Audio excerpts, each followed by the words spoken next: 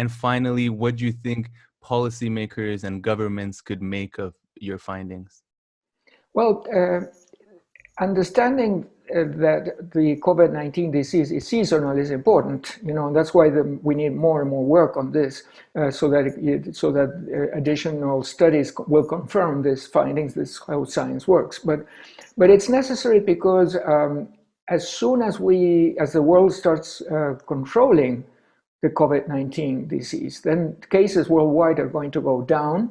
And then we are going to equate the disease, the coronavirus disease, as the flu, isn't it? So with the flu, we permanently develop, isn't it, deploy new vaccines every year, isn't it? So we are waiting for the vaccine to come out, and then it's recommended the population will have the flu vaccine.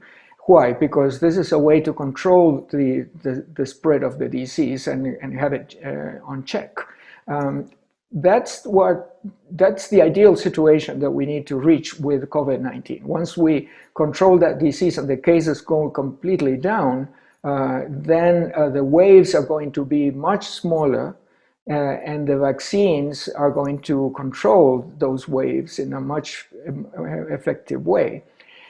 So knowing that we have a seasonal phenomenon is important, because if we do have a seasonal phenomenon, then that helps us and helps the individual countries work on their vaccines during the summertime, which is what we need to do, isn't it? We need to develop new vaccines. And now we have the RNA vaccines that are being deployed very, very quickly, but they have to go through, as you know, as we've experienced in the news, they have to go through vetting, through different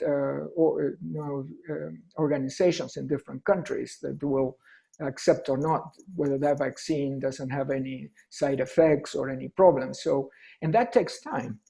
So if seasonality was not there, then the virus is not giving us a break to develop the new vaccines. And vaccines will be necessary to be developed.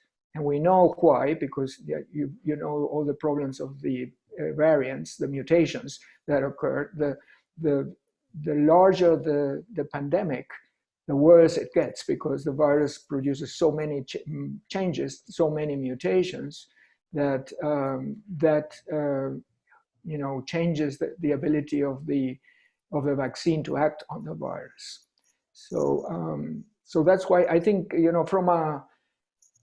from a management point of view of any disease, it's important to know whether it's seasonal or not. If it's seasonal, it helps us combat it.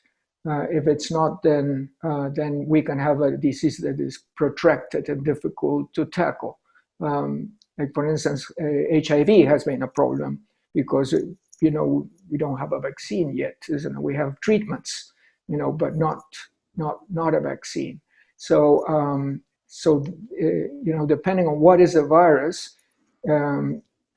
Then we have ways to combat that virus, and that's why I feel that we need to learn much more about how the virus behaves in the environment, in relation to our immunological system, and many other factors. So.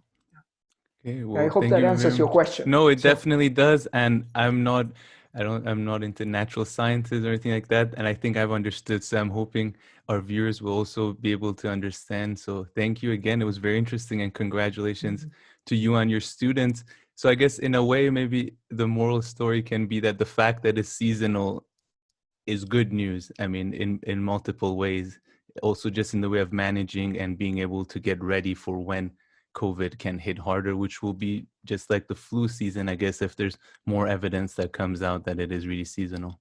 Yes, I think you summarize it very well. Yes, indeed. I think it is a good news in the long term. The bad news is that we have this incredible wave that is hitting us, and there's so many deaths. That's the bad news.